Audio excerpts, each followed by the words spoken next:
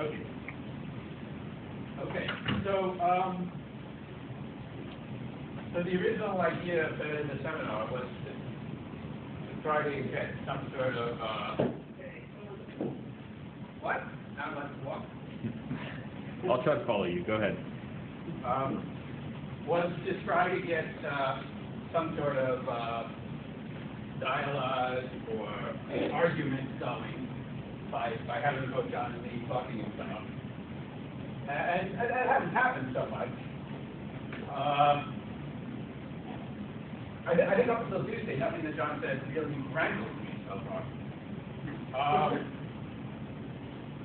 But then on Tuesday, he did say stuff that I sort of have to respond to.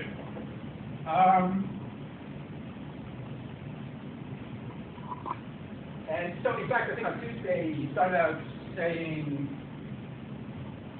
perhaps reacting to complaints about certain statements that I made not being precise enough. I started saying that you're trying to make some precise theorem. And there's an illustration of the dangers of doing that, of trying to take precise theorem. But I basically stated a false theorem.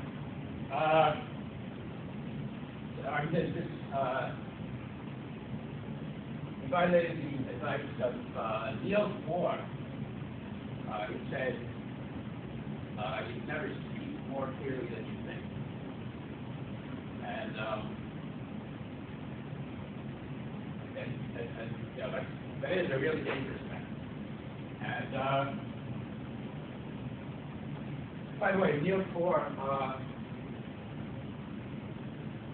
he knows his own advice pretty well. And so the famous story about him is that there's some paper that he wrote. It was printed in a journal, and nobody noticed for about 50 years that one of the pages was out of order, something like that. So the sentence structure was about as good either way.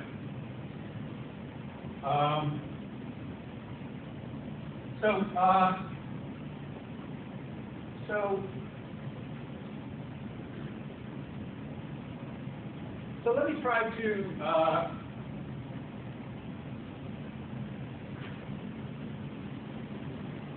let me try to start by saying what was the big picture, I think, of what John was trying to do, which I think was a good idea, and then we'll try and see where something went wrong and try and fix it. So,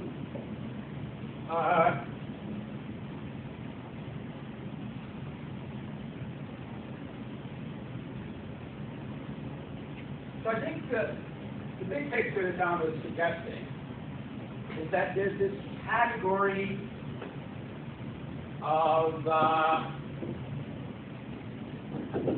to describe it, the category of permutation representations of the group G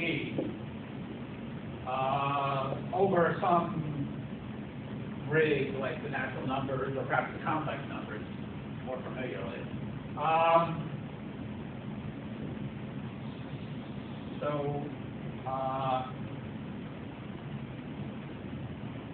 What will I call this? Perhaps I'll call this permutation representations of G, perhaps over the range of the natural numbers, or you can put the complex numbers there, or whatever. And so we discussed how this category is really the same thing. You could sort of say it's not the same object as the category of G sets. You know, that's what a permutation representation is. The representation that comes from a G set. You move back on a set instead of on a vector space or a module. And but with the morphisms, instead of being the equivariant maps between G sets, the morphisms being these so-called Hecke operators. Occasionally, I may write the name of a category by sort of saying the name of the object here, and then the name of the kinds of morphisms here. operators are literally the morphisms of the permutation representations, right? Yeah, I'm saying this is the same pattern. No. That's the same pattern. That's the point. But the big picture of what John was trying to describe on Tuesday is he's describing a sort of precursor. A precursor over here of this thing. And a precursor sort of, I guess thinking backwards, you can think of the precursor as arising by a categorification process. And so the precursor gives rise to this by a decategorification process. And so the precursor I think you're describing was something like this.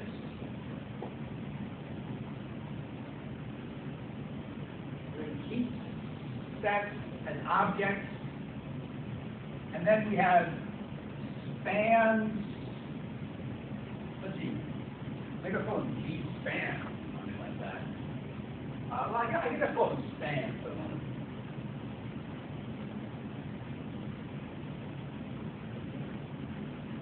Spans of G sets.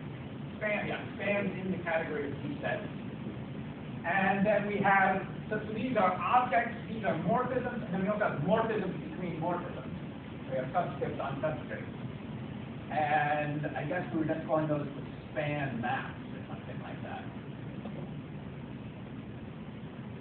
That's what an object is, that's what a morphism is, and that's what a morphism between morphisms is.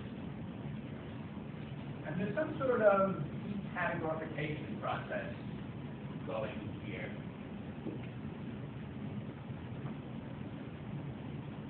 I guess I'm not sure yet what kind of arrows I mean by this. Is it an actual map or is it a conceptual arrow? You know, Decategorification loves to draw arrows that it's hard to tell whether they're maps or conceptual arrows or.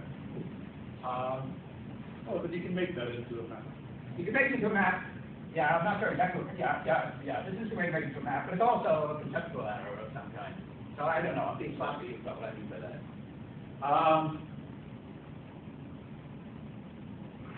So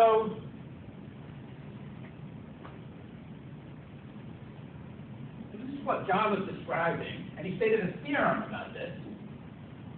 And the theorem was false, and we can give counterexamples to the theorem. And I think we can fix the theorem. And there might be several ways to fix the theorem. But I think the most interesting for us way to fix the theorem is to consider what decategorification process John was using, getting from here to here. And to perhaps consider that he may have been using the wrong decategorification process. There may have been a better, more interesting decategorification process to use than what he was using that may give us a true theorem. And one thing that this will do is that this will create the opportunity and the need to talk about categorification and decategorification in general. For example, just in case you have no idea what those are. And in particular, because we're now talking about certain contrasting different kinds of categorification and decategorification. And that in particular forces us to really think about, what are we talking about here? What is categorification? What is decategorification? So I'll start, before trying to get into, some big philosophical thing about categorification and decategorification, I'll just start to try to show a counterexample to the theorem the way it was stated on Tuesday. So we have to try to remember what the theorem was, and then we have to try to figure out a counterexample. So we stated it several ways, didn't we? Yeah. I mean, you sort of worked up to one From one grade to another. false statement. Yeah. So were any of the statements that were made in some sense? Yeah, a lot of things are true. I'm sure a lot of things were true, but, I'll let Jim. So tell us which one, what point we. okay, you may have to try to help remind me exactly. You want the final statement he had? That may help. So the one we had was a brain field K. Yes. We have a functor from G finite span to finite vector G over K. Okay, so one thing it sounds like you talking about is, I've been saying that this is a higher dimensional category. It's got object morphisms and two morphisms. I guess one thing John was doing was sort of getting rid of that complication, right? The first step. Isomorphism class. Yeah, right. So we're saying isomorphism class this span. Right, okay. That's a slightly helpful simplification. If you think in terms of stating the theorem. Okay, so go ahead. So we have that category. And we had the, and that gave us some isomorphism of homomorphism. So we have a functor from G sets and isomorphism classes of spans. Everything is assumed to be finite here. Yes. Worrying about whether it's been. Right. There are certain assumptions that I'm not emphasizing, mostly about G being finite, but I guess both sets being finite. So a functor from that, I was considering it functor from that to representations of G. Okay, so that's a little different than what I was doing, just for people to know. I was considering going to all representations of G. Okay. First, the only representations that are in the image of this are the permutation representations. So that's not a big deal compared to what you do, but just so that the world knows. I was proposing with that text. And I guess That's the included in here, we're saying. right. And I guess just to make everyone know exactly what was going on, by the end I was looking at representations over a field. And that Perhaps we can be any Perhaps field. we can make it, all over the field, all over. I don't think we have to. It's interesting to use the natural numbers as the base instead of complex numbers, but we don't have to. We can be more traditional. Right. And use complex numbers. Yeah, that's fine. And so the theorem as stated. I mean, yeah, you can sort of. It seems like it's a theorem about, about categories, about objects and morphisms, but really it's more a theorem about morphisms than about objects. In other words, you can just fix two particular objects, let's say A and B. So these are G sets, finite G sets. And we're interested in the Hom set over here and the Hom set over here. And so over here we have some span from A to B. I think we're dealing with over.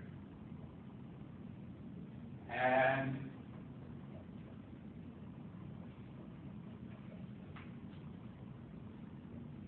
over here, we're just, so A is a G set, B is a G set, so we're getting representations, the permutation representations from A and B. And so maybe let's call it the representation of A and the representation of B and these linear operators, these Hecke operators. And, okay, so what was the statement? So this thing over here, so Hom from RA to RB, this is a vector space with a basis given by Hecke operators. And what were you stating about the isomorphism classes over here? That they're arbitrary natural number combinations? I guess, right. So maybe I really should put the natural numbers here. Just to make it easy to fix the theorem. Or just that you're picking out the natural number combinations, the linear combinations. I mean, the way I said it was that over on the left-hand side, the Hom set is a free n module. And then over on the right-hand side, it's a complex vector space. And I said that if you tensor the free n module with C, you get the vector space. So we have spans from AB, things like this. But that's considered as a set because, you know, you have equivalent spans, isomorphic spans, you consider them being the same element of the set. And you were saying that this set is actually a free n module on something.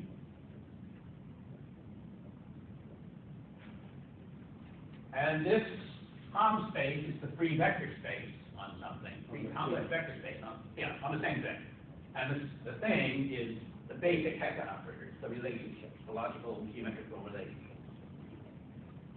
That's more or less what you stated. Right, now we're getting into the false part. And that's wrong? Yeah. Yeah, that's false. and in fact, I think John's very annoyed that nobody caught him. No, you were sort of catching me, but you were just sort of making unhappy faces. I was reacting very slowly. Something was bugging me. I had trouble figuring out what was. So, are you going to tell us which part of what you just said is not true? Yeah. So this part is not true. So the way the theorem was stated is making it sound like we have a map like there, and that going from completing this to this is just a completion process of turning the n module into a complex vector space. And that's not true. This is not just that sort of positive lattice in the complex vector space. There is the map. What? There is the map. There is the map, but the map is killing off a lot of stuff. There's a lot of stuff. So this is making it sound like it's embedding, and this is just like, the completion. But in fact, there's a lot of stuff. There's a lot of differences that are getting killed off. There's identical things, different things up here that become identical down here. And okay, now we'll give an example, specific example. And there's also interesting examples, but in a way I'll give a very extreme example that makes it. I don't know. Extreme examples are extreme, which is good, sort of clear in a way, but also atypical in a way. So. I'm not sure. Oh, you don't want to make me seem as dumb as possible, right? Right, okay, yeah. That's the reason for it. Didn't even notice. It's a simple case that it's completely wrong. Right. What you mean is in some kind of things are false because only the extreme examples are the things that make it false. Whereas in this case, it's like every example has a little bit of that going on. Yes, it is. That's what makes it even more false. Where the other place we can just say, okay, let's exclude those random extreme examples, and we can. Right. But here, fixing it involves a lot more than just excluding the few examples. That's right. That's right. We got to fix the whole process. But fixing it turns out to be. I was very confused at first about how to fix it, but I've thought about it, and it's actually very interesting. It's actually even nicer now, I think, when we fix it. So, in addition to being true. In addition to being true, yeah. Sorry, then. So, so one of the things that can be extreme of this example is we're going to have very simple examples of G sets that we're going to use. So in fact, we'll use the terminal G set, just the one-point set. So A equals just the one-point set, and B equals the one-point set. Yeah, and perhaps I should say, so let me try to summarize what the mistake, what the evil thing was that John did.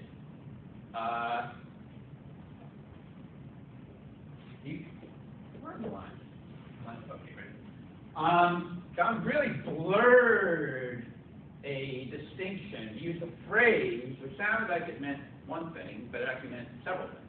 I think he said something like, I can't remember, G invariant, no, I think G invariant matrix. What did he say? I can't remember.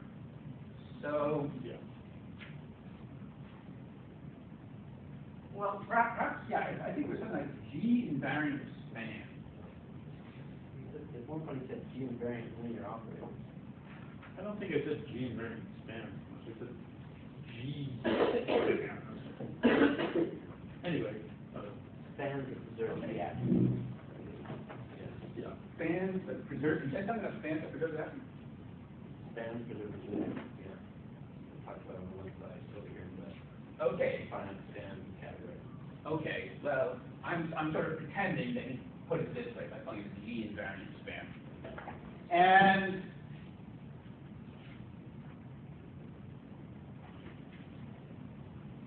yeah, well, so it turns out that this is actually a very ambiguous phrase, and in the counterexamples that we'll give, we'll see how that ambiguity is sort of fatal. The theorem is particularly stated. So, okay, so we have to think about what is a G invariant span.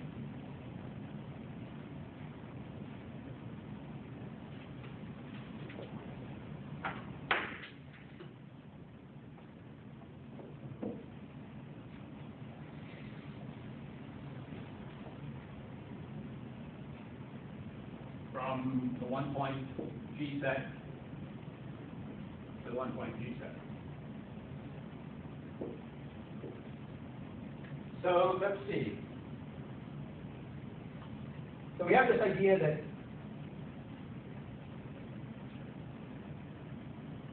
well, yeah. What is it? People should tell you what it is. Yeah, we're right. We have to figure out what it is, but we have to go back to whatever our definition was of what a G invariant span is. What a span is here. And I guess the definition is it was actually a span in a particular category. So it actually means a diagram that looks like this in a particular category. So you just have to think about what it means to have a diagram that looks like this in the category of G sets. Think about this arrow, and stuff like that. And we'll get to that in a moment. But I also want to emphasize that John was also talking about thinking of this span as giving you a matrix, right? So we talk about the idea that a span can, certainly a span in the category of sets can be thought of as a matrix of sets. And in this case, it would be a 1 by 1 matrix of sets. So let me draw a 1 by 1 matrix. Finite set. Yeah, that's right, because that's a finite set. That would be just a span in the category of sets. But now you have to remember that we're supposed to be talking about spans in the category of G sets. So that means that these are supposed to be G invariant maps. You think it's supposed to be A G set. G set. Yeah. So, and Don was suggesting that all we really needed here was a G invariant matrix. That was sort of the heart of his proof, was that, he said that these spans, G invariant spans, or whatever you call them, are really equivalent to these G invariant matrices. And in this case, it would just be a G invariant 1 by 1 matrix. And G is acting by commuting the rows and columns, so a G invariant 1 by 1 matrix is also known as a 1 by 1 matrix. So, in other words, the property of being G invariant here is actually vacuous. Well, it's the D set. Say that again? It's the D set. What is the property of that? Yeah, that's what it really is. Yeah. That's not what I said it was. Right. That was trying to claim. The place where he tricked us. That it's the set. Well, in this case. I said that you completely knew it if you knew the number of elements. Right, you just said it was a set. Right. That's That's right. Yeah, so that's what's wrong. I guess I'd like a little more concrete example, because it seems like that's an vacuous, the fact that these maps being G invariant is also vacuous, because that's a 1 element G set, and that's a 1 element G set, so it's kind of like, has to preserve G action, because there's nothing else that can happen. But Okay, but, so first of all, let me draw the number in here, but again, it's really a set. So there's, finite set. And again, you can think of this as a split, so I'm saying that this is the set S, really, and the set is just mapping down to there. And this matrix seems like it's as G invariant as you can get. in fact, it has all the properties that you need to be G-invariant, but what it lacks, it doesn't have the structure. See, it turns out that being G-invariant, it sounds like an adjective, it sounds like it's some property that a span has, but in this context, being a G-invariant span in the appropriate sense, it's not a property of the span. It's an extra structure on the span.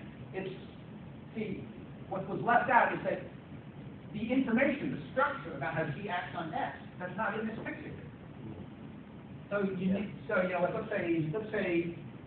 say G is, I don't know, a cyclic group or something like that. So I can describe the G action just by sort of drawing little arrows.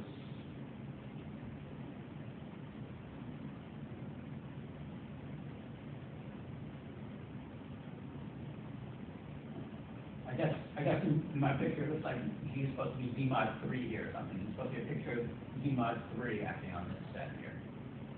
So that would be this set S. It would be a G set, a Z mod 3 set. And then it is just vacuous, as I think you're pointing out, that these maps down here are automatically being equivariant. So there's no extra property involved. The one missing thing was this extra structure of saying how this thing is a G set. So the point, you have a choice of you have a choice of how to have G act on that set S. And that gives you lots and lots of different spans, different isomorphism classes of spans. So there's just huge numbers of different isomorphism classes of spans. But which means your Hecke operators, those become the same Hecke operators. They become the same Hecke operators. Yeah, they do. They do. So there's something very destructive. Which becomes the same Hecke operator. This is In any case, any of those two things. Any two elements of the set. The Hecke operators. No, any choice of S that had a total of 8 elements would go with the same Hecke operator. Yeah, any with the same cardinality. One by one matrix with the same number in it, so they give you the same operator. Oh. So I guess another one would be the terminal one here. Yeah. That's trivial. Good.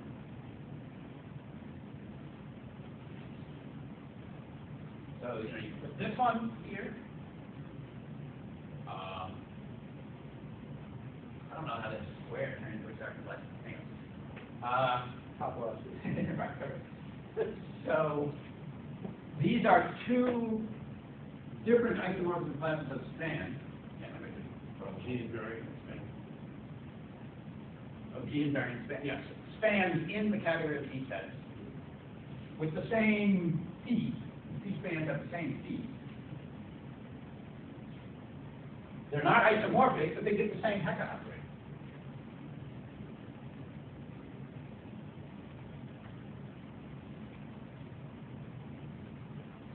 So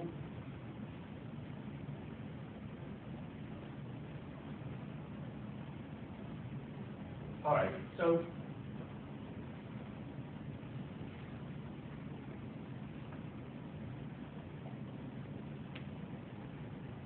that's the counterexample. And we want to fix the theorem so that the counterexamples go away. And that's going to involve thinking about this decategorification process that John was describing.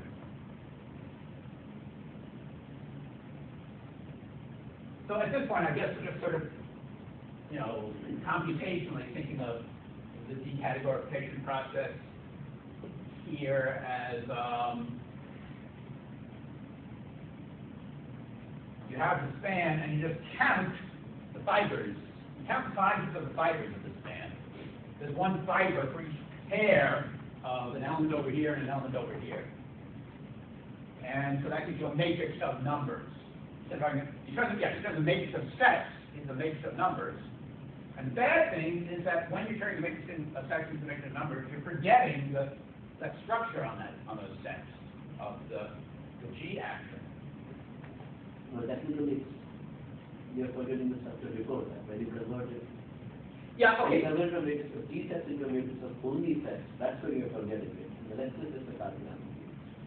Yeah, I Then DX, then I guess the point is, so there's another complex vector space over here that you do get if you just, right, you can just take this.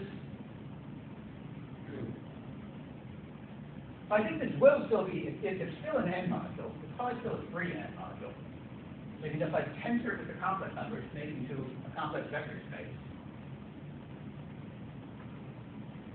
Yeah, so this thing is really the decategorification process that I think John was proposing using. And then he was claiming that this decategorification process would land down here. And it doesn't. There's a big difference between these things here. This map from here to here really collapses things a lot. So in this complex vector space, we're not going to forget about the G-set structure when we do this decategorification, in order to have that map at all. And it's right. So I guess that's part of what I meant when I was suggesting that there may be several different ways to fix the theorem here. So in other words, there's a mismatch between this thing here and this thing here. And you can try to fix the theorem by stating that, well, this is really the right thing. And we should, get something better than this, have it match up with. Or you can decide that this is the right thing. And if you decide that this is the right thing, that's the direction I'm going in. Because I want to state that John's using the wrong decategorification process here. This is the sort of decategorification process that we're using. This is the... Yeah, and I want to land there too, because I want to understand representations of groups, not some other weird thing. Yeah. We'd rather find a different way to get to there than to get somewhere else. Perhaps I should even get a little bit more involved here. Perhaps I should put, this is the category of spans from A to B before you mod out by taking the isomorphism class. And then this is the process of taking isomorphism classes.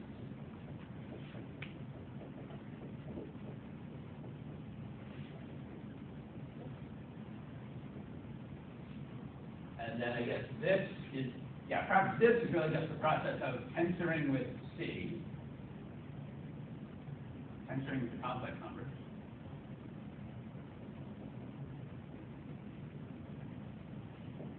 Tensoring with C is a decategorification? No, I'm sort of changing my mind about that.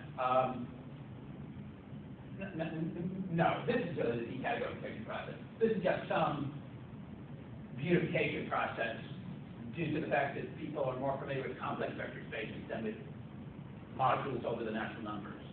Because they like rings better than rigs. So, sorry. I'm just revising my diagram to say that here's the decategorification process. Not so much here. This is just some algebraic Put aspect. some little twiddle on one of those span things so Yeah. people don't think it's the... So this is the real decategorification process. But this arrow, I could also take a decategorification process from, this. We're getting from a category, we're getting a vector space. In fact, it's a category with some. That's why we're getting a vector space from it rather than a set. So what he's saying, you might want to put a star or a little hat down. Or something. So right now, those look like maybe the same category. Oh, yeah, sorry. I was going to put ISO, something like that. ISO classes. That's supposed to be we're taking ISO classes. Say it again? Square bracket or like a skeleton. It's not that skeleton, it's completely different. The decategorification. So one of them is a set. That's a set bounded by on top of the category, right? So you have top. Oh, is this the set? Yeah, it's not a isomorphism class. Isomorphism class. It's a set of isomorphism classes. Are we gonna call it an N module? Still, is it really? It is really an N module. So it's more This really is an N module. I think it seems pretty out there, a 3N module, I guess. And so this process incorporates this decategorification process. So this really is a decategorification process as well. And this is the decategorification process John used, and it is a decategorification process. And I think it's the wrong one to use in this circumstance. And there's a better one to use that makes the theorem true. Can you remind me of what the objects in these categories are? The objects are spans of the original objects A and B, right? Okay, right, that's a good point. So we say these categories. Let's see, this is a category. After that, everything else in the diagram is already been decategorified. So this is Oh, okay. And that's a category where the objects were morphisms before, right? Yes, that's right. They're That's right, in our higher category. Yeah. That's So. right. We have objects and morphisms between morphisms. Okay. So yeah. Okay. So you might have thought these were morphisms. Now we think of them as objects. We can think morphisms between them. And I think John has realized something. You shouldn't say so many. People are just getting started. If you say object and morphism too many times in a sentence, it blows their mind. So span AB is a category. The objects are spans from A to B, and the morphisms are these things I drew. Span Morphisms between span maps. So there's a span. There's another span. And then when we decategorify down to span iso, that's just a set, and nothing more as far as we're concerned, right? Yep. So originally you thought that just one of these spans, like S1, you thought that it was a morphism from A to B. But now we're sort of fixing A, B. They're fixed so much that we don't even notice them, kind of. And we think of the span, S1 is an object, and this other span, S2, is another object. And we have a morphism between spans. So the spans from A to B form a category. And when I draw this arrow, there are some, that's supposed to mean that there are some obvious triangles in this diagram that's supposed to commute in order to qualify as a morphism. And these are all G. Yeah, this is sort of the, yeah, that's right. Everything in this diagram, this is a commutative diagram, is it complete commutative? Yep. In the category of G sets, yeah. But on the other hand, it's also a depiction of what a morphism in the span category is supposed to look like. And, so that these morphisms can sometimes be isomorphisms. There can be one going the other way, and that's what he talks about as isomorphism class of spans.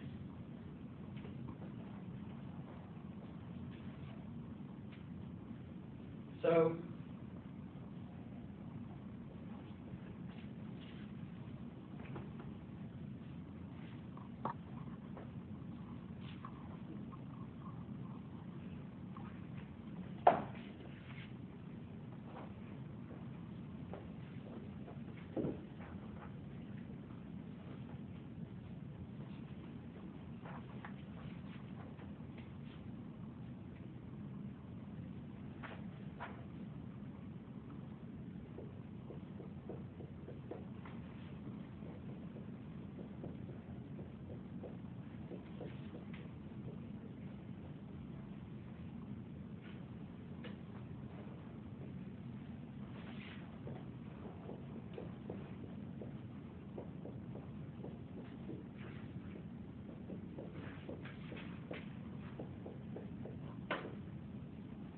I'm going to try to say some stuff about what is categorification and what is decategorification.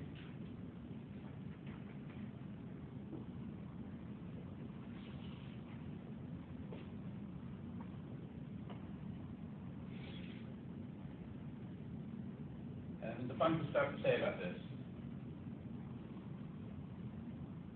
For one thing, and I don't really know what these are.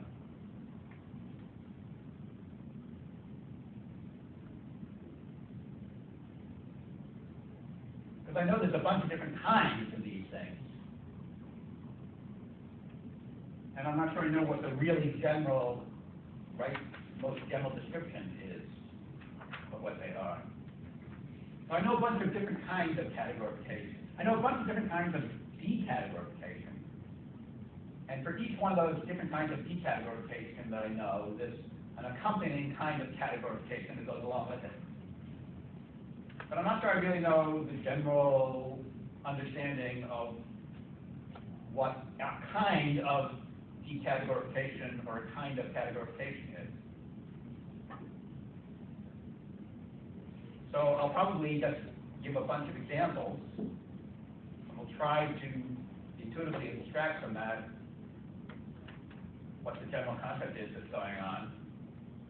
And then I'll try to draw attention to some specific examples that are relevant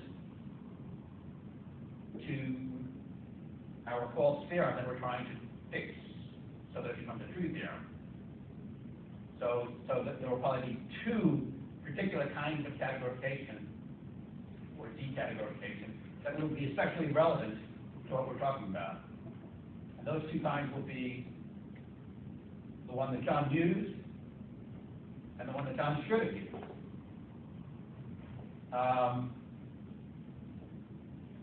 So I start by admitting that I don't really know what these things are.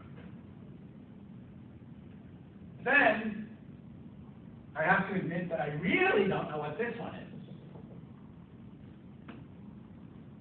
I know what this one is a little bit better than this one. And that's sort of the most important thing about understanding the relationship between these. That the way the game works is that decategorification, once you decide what kind of decategorification you're talking about, decategorification is supposed to be a very well-defined process that goes in a particular direction. It decategorifies. It sort of takes something that is a category or has a category aspect to it, and it gets rid of that category aspect to it. It sort of kills off. It forgets some part of the structure. Yeah, it's forgetting something. It's killing off something. It's simplifying things in a way. Going from a more specific category to a bigger category, a wider category of objects with less structure. Maybe, I'm not sure. It's some sort of simplification process. That's probably one of the important things about what a decategorification process is. It's some sort of simplification process. In fact, on some days I think that's what decategorification means. Just anytime you have a well-defined simplification process, you can just play this game with it and call it decategorification. There's probably more specific to it than that, but on some days that's the only thing I can see in common between the different forms of decategorification. Decategorification, once you decide what it is, it's some well-defined process that goes in a particular direction. It simplifies things. And then categorification is this ill-defined process. It goes the other way. And it's ill-defined because, as you said, the simplification process, it's sort of forgetful. It forgets complications. And when you're going the other way, you're trying to remember complications that you never knew. So that's what categorification is. It's a particular way of trying to remember certain kinds of complications that you never knew in the first place. It means you have to be able to get creative in thinking up these complications. And then there will be more than one type of category. So, that's part of what I say when it's ill-defined. That a decategorification process is supposed to unambiguously give you a particular result. Categorification involves creativity. It involves sort of going the wrong way on a one-way street. The one way that you're supposed to go is you're supposed to simplify, because that's well defined. Going the wrong way on the one street, you're finding your way upstream against the cars. Might get hit. So it's not like we decategorify. It's like we start with finite set, and we decategorify that to natural numbers. We forgot a lot of stuff about finite set. Yeah, that's right. That's right. Very structured, very simplifying. So we've taken isomorphisms of finite sets to equality. Yeah, that's right. And getting back to that isomorphism is really, really hard. So I noticed if you call it a simplification process, and that makes it sound like a good thing. On the other hand, you can also say it's very destructive, and that makes it sound like a bad thing. And it is both good and bad. But in particular, the fact that it's destructive is why you try to do the impossible thing, why you try to go upstream against the current. because the downstream process was destructive, destroy things that you might want not to have destroyed. You just knew what they were. So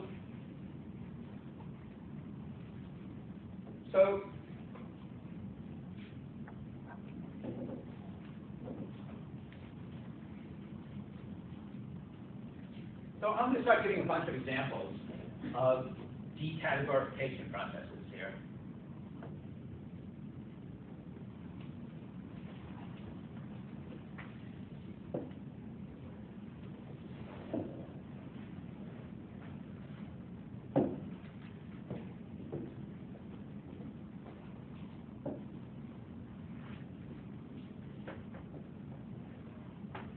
Okay, so there's a decategorification process that goes like this. You start with a category, and you get a set from it.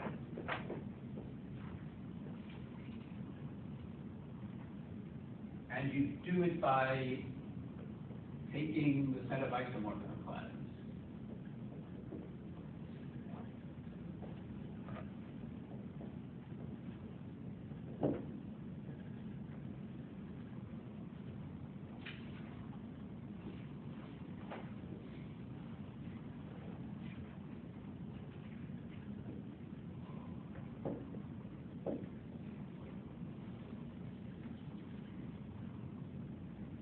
Let me give another example.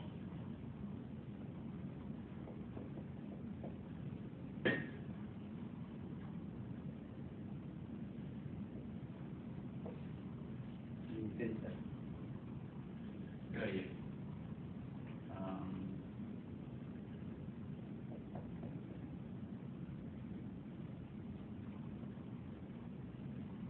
Finiteness. And Small and kitten. say it again? The first one should be a kitten.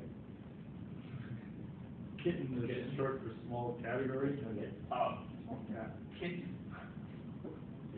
If you have set up a collection of objects in a set, it's called the kitten. Yeah, that's true. That's true. It's called a It's called essentially a small. Well, there's a connection between those two quibbles. Between one here about smallness here and finiteness here. What was the question? No. No, we're just thinking further into nitpicking.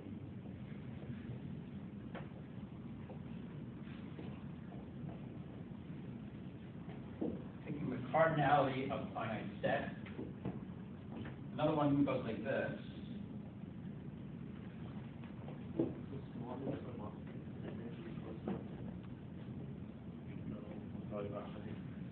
This is supposed to stand for finite-dimensional vector spaces over some rig, I guess some field K.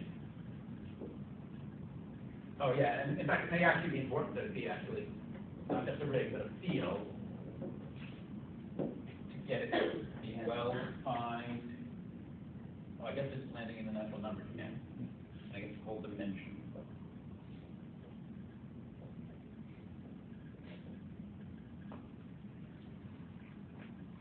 There's probably all sorts of interrelationships between these various different categorification, various decategorification processes. Yeah. There's another analogous thing to that. Say it again, there's a what? I can give you an example of the group. Another example of another categorification. From G set, from finite G set to M, which probably you want to see. Maybe. No, that's a horrible one. That's Well, we a have- horrible one that I'm using. I can do it. Yes, yes, okay. Well, we have a nice, we could draw our. We're talking about very general ones that can be used to create those other ones. You can often build categorification processes, decategorification processes, from other decategorification. Here's John's decategorification. Well, the one we talked about is going from finite-dimensional vector space to finite set, and we could do that by, in some sense, taking the basis of the vector space.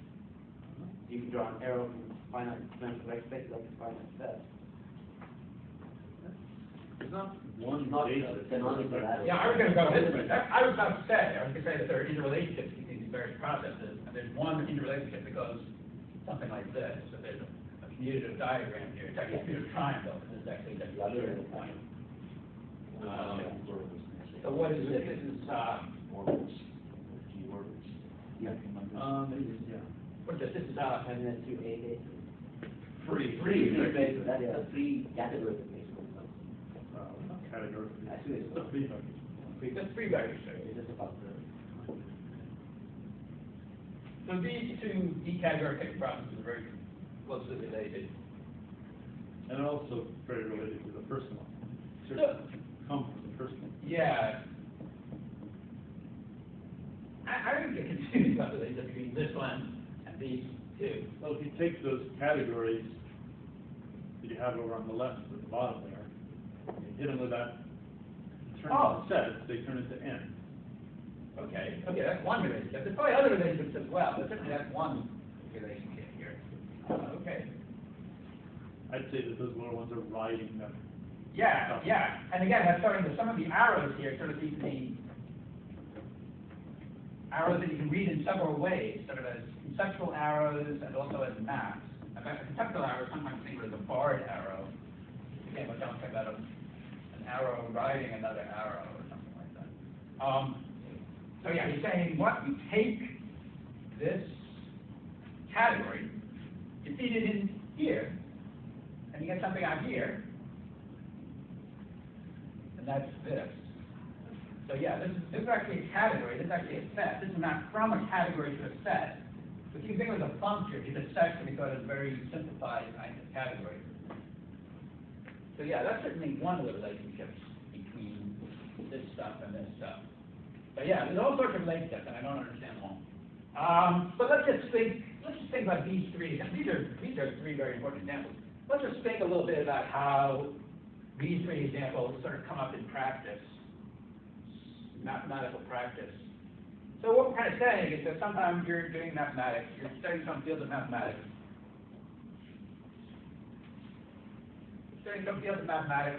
and you come across an interesting number that has some sort of significance.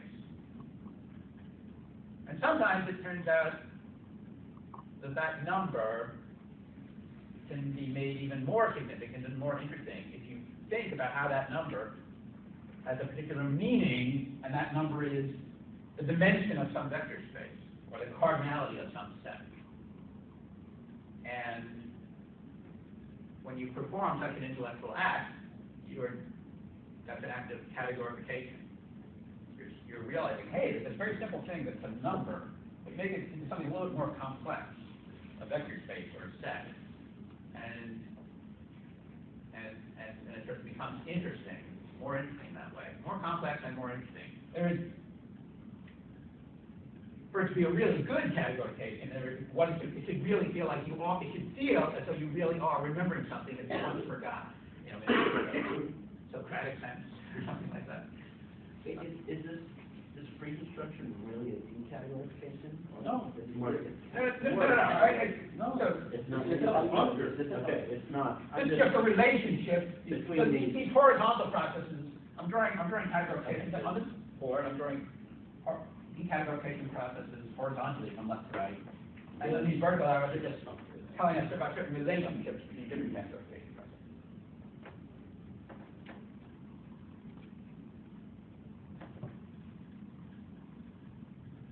Yeah, and right, I was just telling you that you can read this arrow, right, like a barred arrow for this arrow, right? If you're saying, you put this in here, get that out over there. With some sort of funny double interpretation of this arrow. And that kind of double interpretation of the arrow, that has something to do with what Don was saying about riding. Like, really there's two arrows here, and one is riding the other. Terminology that Don was alluding to. I guess the barred arrow is riding the other arrow. I guess this arrow is riding this arrow.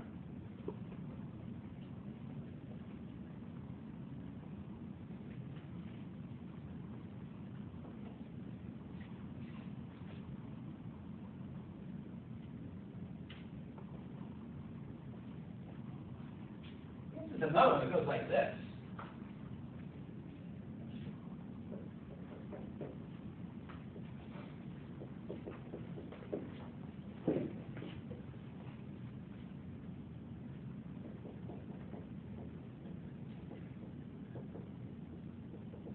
I was going to say homomorphism classes,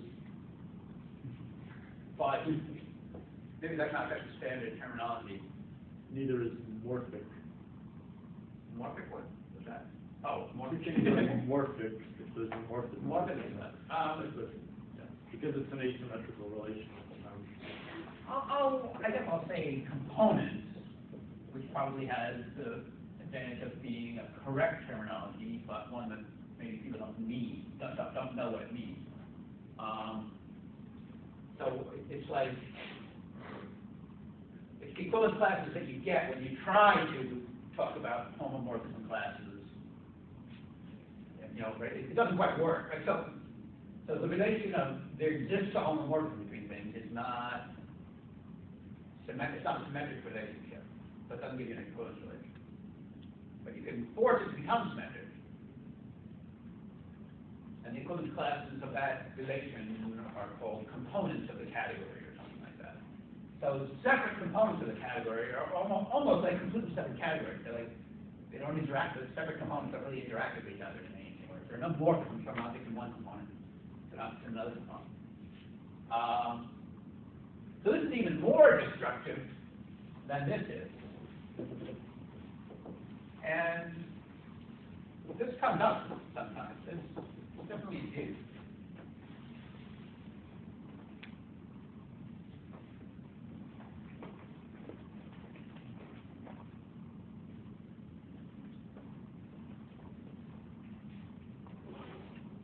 This is like path-connected components. Paths are those paths created by morphisms, whichever direction they may be going. Yeah, that's right. That's right. Yeah, right. Say it like that. Another thing, I guess very similar to this, is something called, in fact, I just have to say pi zero.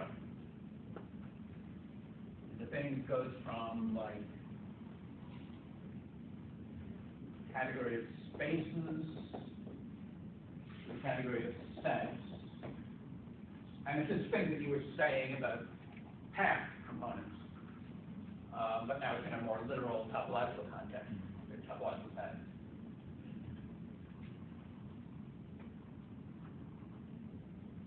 Right, there's subscripts on pi, right, there's the homotopy groups, pi 0, pi 1, pi 2, pi 3 of topological space, except some of the homotopy groups aren't groups.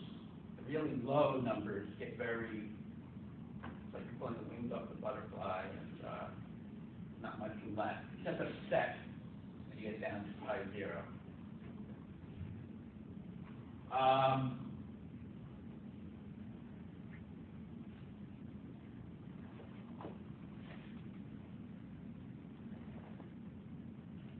I don't know how obvious it is how this is related to this, for example. It really is closely related.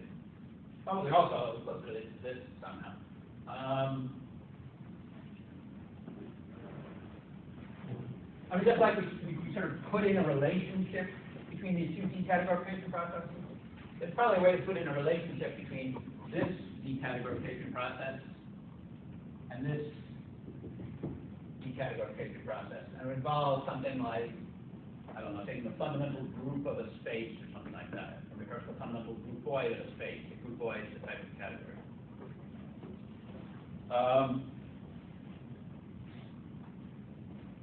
You don't make something else with finite defense. That's too particular because that's probably included somewhere in our example here. But it's sort of over-specific because it's depending on particular group G. I'm trying to give very general examples before we get to more specific examples.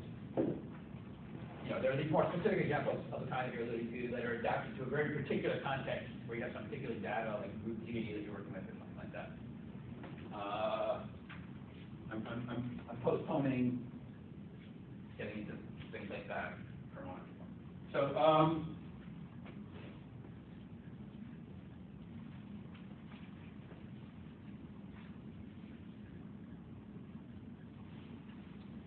another one that goes like this.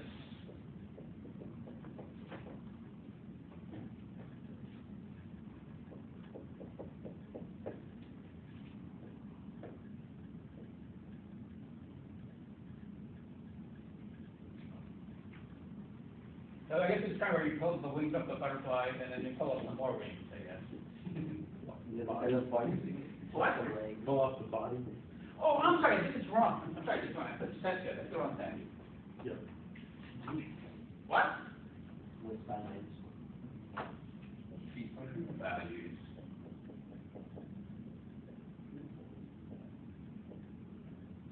And that's really the set, 0, 1, or false, true, or nonempty, empty, nonempty.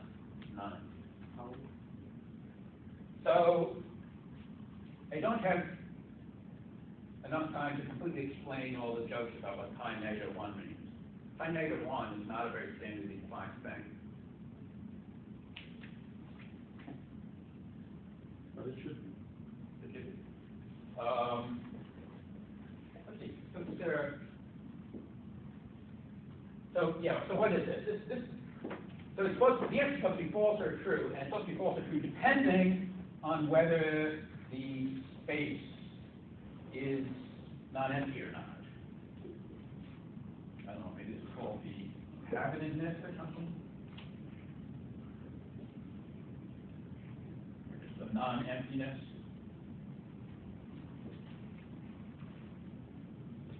This is true for set to do so.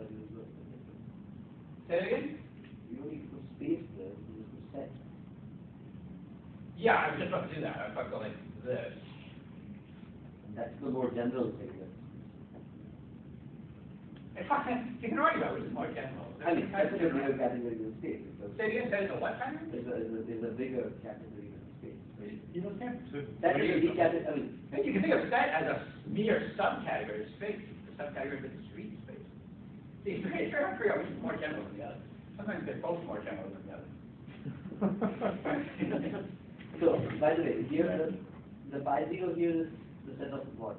Path-connected components? Yeah. But Yeah. you could also just take the projective function set of points.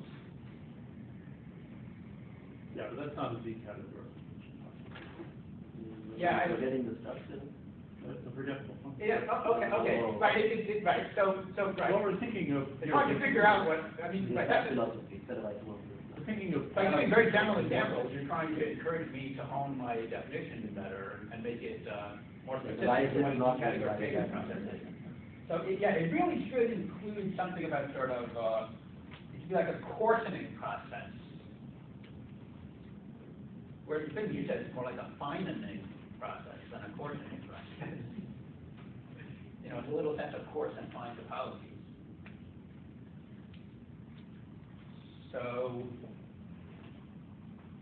that vertical arrow on the left takes any space and turns it to its discrete space of components. Vertical arrow on the left. That's right. What? vertical left, what? The vertical arrow on the left, that's that. That's the identity. It shouldn't have to be anything. That's the need of it. I was looking at that again. Oh. Why was I thinking that? Well, it's back as well. Yeah, for some reason, I don't know. I'm probably thinking of this map or something. I don't know. I'm sorry, it's not that. Yeah, I'm sorry.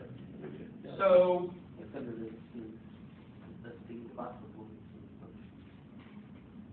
another name that I could give possibly for this thing or for this thing, they're almost the same thing, and I could call this existential quantification.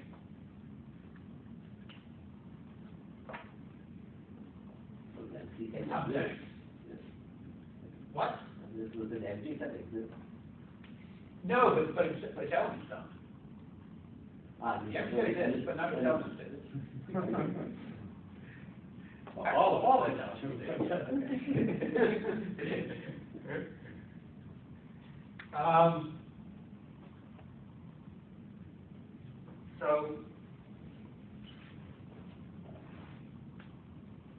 So you're cryptically stating that when people replace a set of solutions to something by mere statement that there is a solution, Yeah. that's yet another kind of coarsening process.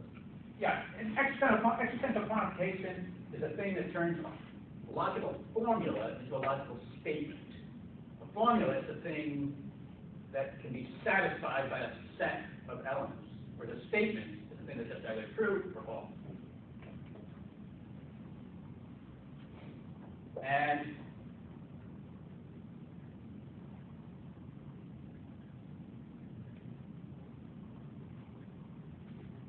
there's dozens of others, but I'm really running out of time. So I'll try to get to the ones that are supposed to be really relevant. Maybe I'll mention just. I'll just say a name of one that's probably very interesting and probably relevant later on. Not quite today, not quite next time, but later on. So are we not going to answer the question of how to fix the theorem statement? Well, I don't know. We'll come close. And if we don't, then I guess we'll fix it next time. So,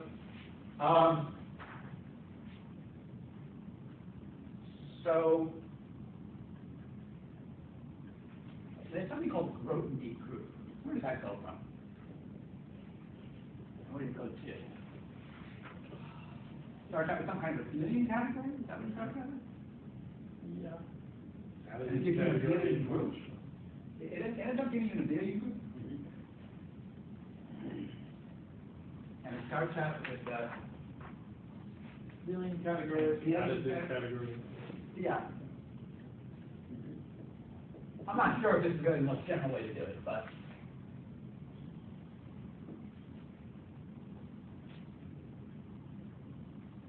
this is a decategorification process of a certain sort. And I guess, right, maybe part of the point is that it's interesting to compare this process to this process over here. And when you're in a situation where you could apply this process, you could also apply the other process of taking isomorphism classes. And it's interesting to see what you get in that case and compare that to the Grothendieck group. And the point is that if I understand what the Grothendieck group is, it's more destructive than taking the isomorphism classes. And being more destructive in that way is sometimes very good. And in fact, it's very similar to the situation that we are dealing with about the theorem that we're trying to fix.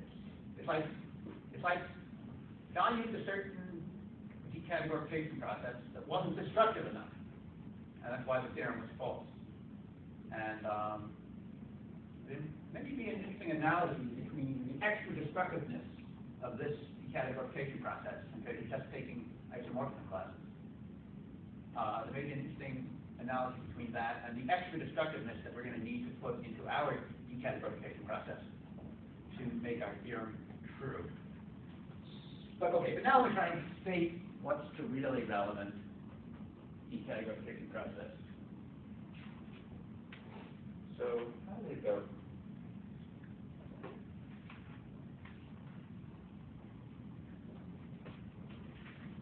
Well, it's called Degroupoidification.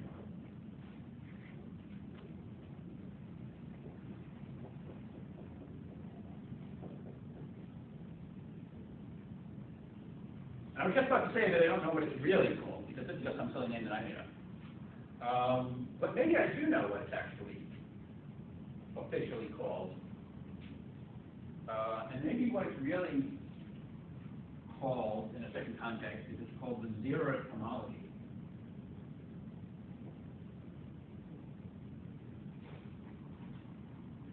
But it may take some stretching to explain how it's, after I fill in something here and you see what's going on, it may take some stretching to explain how it's even meaningful to talk about zeroth homology in that context.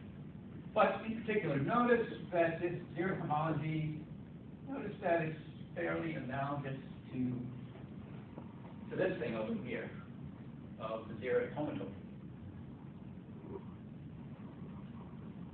So, okay, so where does degroupoidification go from, and where does it go to? So it ends up giving you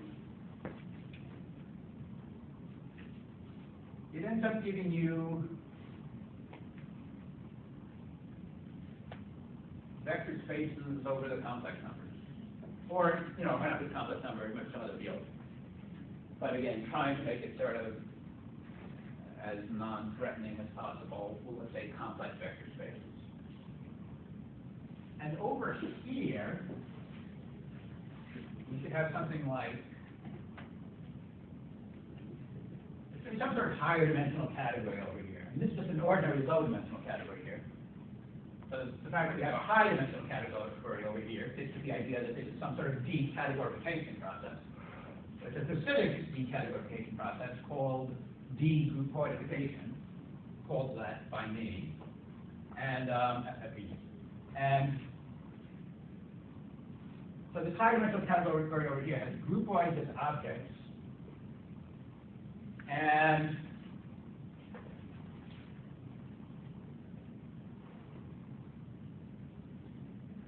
has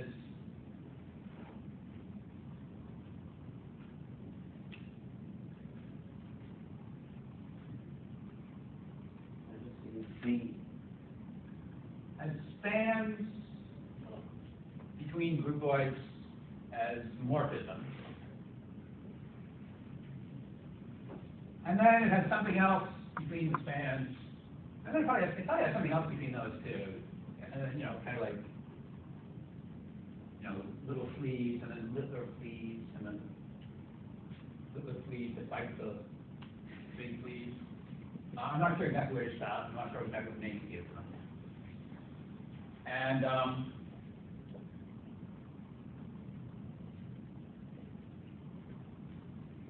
so let me think a second. You can't let me think a second. Okay.